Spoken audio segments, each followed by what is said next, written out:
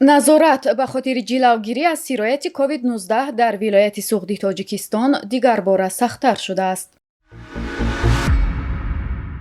дар Узбекистон кӯлакшудаҳои даври сталиниро сафед мекунанд. эрон эътироф кард, ки ба Русия паҳподҳои ҷангӣ додааст, аммо на дар вақти ҷанг. назорат ба хотири ҷилавгирӣ аз сирояти COVID-19 дар вилояти суғди Тоҷикистон дигар бора сахттар шудааст. пас аз хуруҷи дигарбораи бемории ҳамагири COVID-19 дар Узбекистон, мақомоти беҳдоштӣ дар гузаргоҳҳои марзии Тоҷикистон ҳароратсанҷиро оғоз карданд. ҳамакнун аксари мусофирону хориҷиён муваззаф ҳастанд, ки гувоҳномаи эмгирии ин бемориро нишон диҳанд ва ё тести озмоишӣ бисупоранд. дар гузаргоҳи Фотеҳобод, ки Тоҷикистон ва Узбекистонро бо ҳам мепайвандад, мусофирон назар ба моҳҳои қаблӣ камтар шудааст. масъулони мақомоти беҳдоштии вилояти суғд ба радиои Озодӣ гуфтанд, мисли таҷрибаҳои гузашта нафароне, ки бо нишонаҳои беморӣ ба қайд гирифта мешаванд, тӯли 2 ҳафта ё то пурра шифо ёфтан ба шароити карантинӣ фаро гирифта хоҳанд шуд.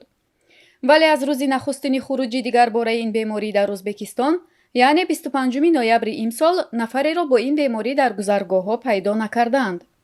мақомоти тандурустии Тоҷикистон мегӯянд, аз моҳи март то кунун ягон мавриди гирифторӣ ба COVID-19-ро сабт накарданд, вале баъзе корбарони шабакаҳои иҷтимоӣ аз эҳтимоли баргаштани коронавирус суҳбат мекунанд.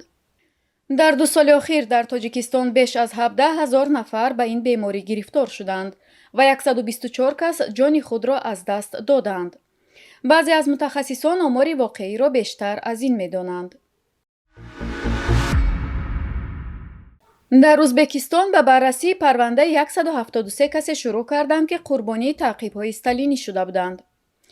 ба иттилои маркази матбуотии додгоҳи олии Узбекистон, онҳое барои сафедсозӣ интихоб шуданд, ки гурӯҳи кории ҷумҳуриявӣ пештар онҳоро сафед накарда буд. гурӯҳи кории ҷумҳуриявӣ бо фармони президенти Узбекистон 8 октябри соли 2020 таъсис шудааст. дар аввали имсол додгоҳи олии Узбекистон 120 қурбонии таъқибҳои сталиниро бегуноҳ эълон карда буд.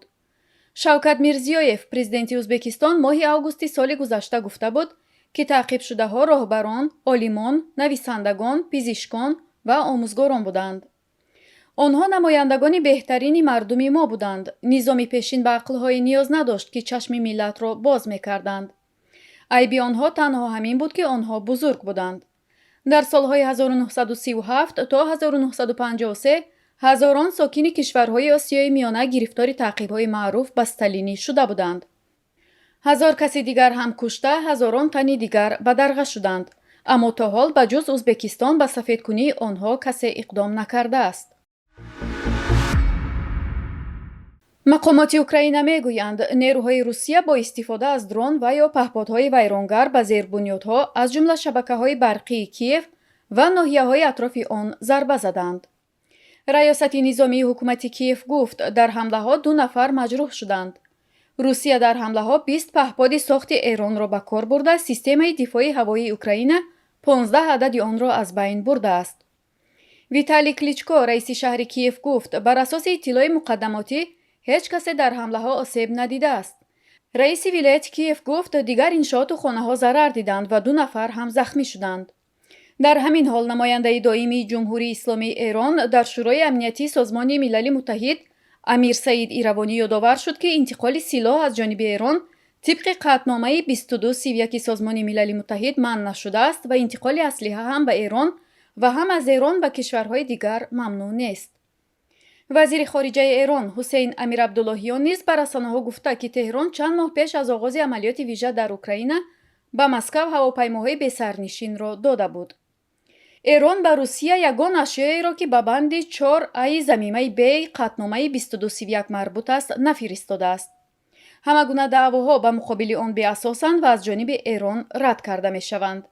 гуфтанист, дар муддати 10 моҳи таҷовузи Русия ба Украина, Русия бо истифода аз мушакҳо ва паҳподҳои сохти Эрон зербунёдҳои Украинаро ҳадаф гирифтааст, ки онро талоше барои дар сардӣ нигаҳ доштану заиф кардани рӯҳияи мардуми Украина медонанд.